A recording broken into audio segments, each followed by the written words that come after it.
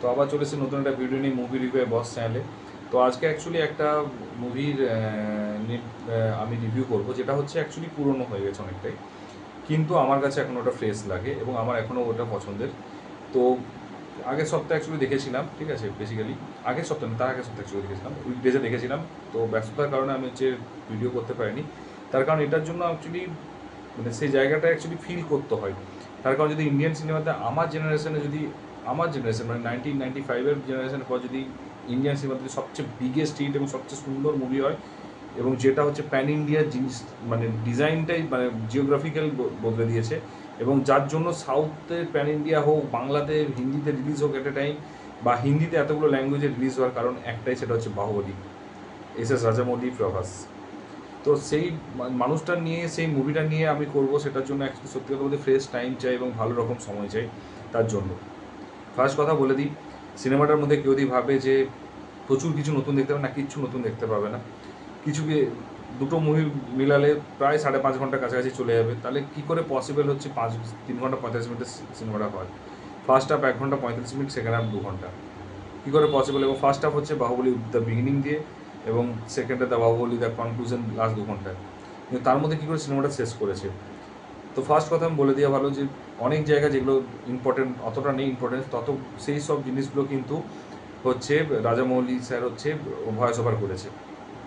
এবং সেকেন্ড হচ্ছে যে বাহুবলী 1 আমি দেখতে পারিনি, বাহুবলী 2 আমরা হলে দেখেছি, কিন্তু বাহুবলী 1 আমি দেখিনি। তো বাহুবলী 1 যদি কেউ না দেখে থাকে, তাদের জন্য গোল্ডেন অপরচুনিটি ছিল দেখতে যাও, যদি এখনও চলছে কাইন্ডলি দেখে এসো। তার কারণ যে ভিএফএক্স যেটা রয়েছে, সেই ভিএফএক্সটা কিন্তু ওই বড় স্ক্রিনে কিন্তু সত্যি দারুণ লাগবে, আলাদা ভিজুয়ালস। এবং কেউ বলতে পারবে না 2015-এ নাকি এই মুভিটা, 2015 না, বেশি 2013-14 এই মুভিটা নাকি শ্যুট হয়েছিল। আমি তো বিশ্বাস করতে পারিনি, জানি না কে বিশ্বাস করবে, আমি বিশ্বাস করতে পারছিলাম না। এবং তার সাথে নতুন যে এবং এপিক এরকম একটা যে মুভি যে বের করানো, অ্যাকচুয়ালি এটা মুভিটা বের করানোর কারণটাই হচ্ছে বাহুবলী দ্য ইটারনাল, যেটা হচ্ছে বের করানোর মানে যে মুভিটা বের করানোর জন্য এটাকে বের করানো হয়েছে, যাতে রিফ্রেশ করে যে এবং রিলিজের নাম করে একই সিনেমাটাকে না দেখিয়ে সেটাকেই হচ্ছে অন্যরকমভাবে প্রেজেন্টেশন করা। সেটা কিন্তু রাজামৌলি স্যারই পারে, ওটা কিন্তু অন্য কোনো ডিরেক্টর, অন্য কোনো মানুষ পারে না।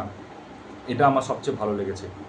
এবং তারপরে হচ্ছে এইখানে কিন্তু এবং প্রত্যেকটা জায়গায় এবং এক একটা যাতে এতটাই ভালোভাবে ঢুকেছে, ডিটেলিং করেছে, যে ভুলেই যাবো যে আগে পুরোনোতে বাহুবলীতে যে এই সিনটা ছিল কি না, এটা ছিল না, এটার পর মানে এটাই ছিল, এরকম হ্যালুসিনেশন করে দিতে পারে। সেই লেভেলের এই পাওয়ার এবং সেই লেভেলের হচ্ছে ডিরেকশনের ক্ষমতা আছে। তার মানে এটাও তো যে ও এসএসএমবি বেরোবে, কিন্তু তার আগেও যে এই যে মানে রাজামৌলি স্যার, উনি যে মানে তার জন্য যে খেটেছে এবং সময় দিয়েছে, প্রচণ্ড টাইম দিয়েছে, এবং মাথা ব্রেন খাটার থেকেও বড় কথা স্মার্ট ওয়ার্ক ব্রেন ইউজ করেছে, সেটা সত্যি কথা বলতে কি দারুণ লেগেছে। হ্যাঁ, যদিও বলতে পারি বক্স অফিসের দিক থেকে ওয়ার্ক করতে পারেনি খুব একটা, তার কারণে লেন্থের জন্য, এবং অলরেডি প্রত্যেকেই বাহুবলী 2 দেখে নিয়েছে, এবং সেটা সবারই ম্যাচিওর হওয়ার পরেই মোরাললেস দেখেছে। বাহুবলী 1টা হচ্ছে যেটা হচ্ছে বেসিক্যালি বাহুবলী 1টা কিন্তু যারা দেখেনি তারাই সত্যি কথা বলতে আমরা মতো পাবলিক যারা হচ্ছে এক্সপিরিয়েন্স করতে গিয়েছিল, তো তারাই হচ্ছে রাজামৌলি স্যার, যেটা বললাম না যে রাজামৌলি স্যার হচ্ছে কি আলাদা রকম খেটেছে। কিন্তু এটুকু বলবো, ডিসঅ্যাপয়েন্ট হবে না দেখার পর 3 ঘন্টা 35 মিনিট, এবং রিফ্রেশ হয়ে যাবে, এবং যেটা রিকল করা, মেমোরি রিকল করা একটা গোল্ডেন অপরচুনিটি দিয়েছে।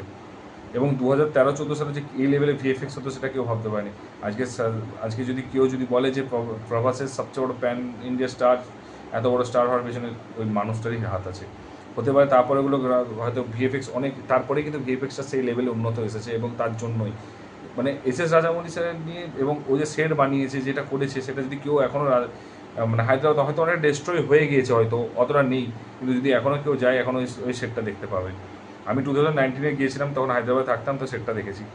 এখন হয়তো আরও কমে যাবে, হয়তো আরও 6 বছর পর আরও হয়তো অনেকটাই খারাপ হয়ে যাবে, বাট দেখতে পারো, ওটা কিন্তু লাইফ টাইম মেমোরি। আর আরেকটা কথা জাস্ট বলতেই হবে, যেটা না বলে না, যে এই মানুষটা হচ্ছে যে খেটেছে, যে ভিশন নিয়ে এগিয়েছে, সেই ভিশনে কিন্তু আলটিমেটলি সাকসেসফুল হয়েছে। কেউ যদি বলে যে সাকসেসফুল হয়নি, সেটা আমি বলে সবচেয়ে বড় সে ভুল জানে। সবচেয়ে বেশি সাকসেসফুল হয়েছে সেই মানুষটাই। এবং আমার খুব সত্যি কথা বলতে কি প্রাউড ফিল হয় যে ইন্ডিয়ান সিনেমাতে এরকম একটা ডিরেক্টর রয়েছে, এবং I am happy with that. তো যাই হোক, এটুকুই বলবো, সিনেমাটা যদি স্টার দিতে বা রেটিং দিতে পারছি না, এটা সব রেটিংকে হারিয়ে ফেলবে। তার কারণ বাহুবলীকে রেটিং করার ক্ষমতা আমার নেই, এবং আমার দারুণ লেগেছে, ফাটাফাটি লেগেছে। 3 ঘন্টা 35, যার জন্য রিভিউ করতে আমার 2 সপ্তাহ টাইম অলমোস্ট লেগেছে। 10 দিন পরে আমি কি রিভিউ করছি, কেউ ভাবলেও অবাক হয়েছে। এরকম একটা লেভেলের মুভি। তার কারণ ওটার জন্য ফ্রেশ কন্টেন্ট, ফ্রেশ ব্রেন চাই, এবং ওই যে মানুষটা যাকে একটা কথা মিস করা চলবে না, যে মানুষটা ইন্ডিয়ান সিনেমাতে এত কিছু করেছে। এটুকুই বলবো, সময় হলে, যদি এই সপ্তাহে চলছে কি না সত্যি কথা জানি না, যদি চলে রিকোয়েস্ট এটা যে দেখে আসো, যদি তুমি বাইরে থাকো দেখে এসো, এই এক্সপিরিয়েন্সটা কিন্তু তুমি করতে পারবে না। 13-14 সালে কিন্তু এই লেভেলের, এবং এটা রিকল হবে, এরপরে তার রিলিজ হবে না, রিলিজ হয়তো হবে না। তো পারলে দেখে এসো। যাই হোক, আমার যেটুকু বলার বললাম, এবং ফ্যামিলিকে নিয়ে দেখে এসো, কারণ সবাই জানে কোনো ভালগার সিন নেই। তো দেখে এসো, ভালো লাগবে। যদি দেখে থাকো রিলিজটাতে, এপিকটাতে, তাহলে অবশ্যই কেমন লেগেছে জানিও কমেন্ট বক্সে। আর যদি না দেখে থাকো, যদি দেখার সুযোগ পাও, দেখে এসে জানিও কেমন লেগেছে। যদি ভিডিওটা ভালো লাগে একটু লাইক কমেন্ট শেয়ার করো, আর যদি চ্যানেল নতুন হও একটু সাবস্ক্রাইব করে দিও। তো দেখা হচ্ছে পরের ভিডিওতে। ভালো থেকো, take care, tata, bye by.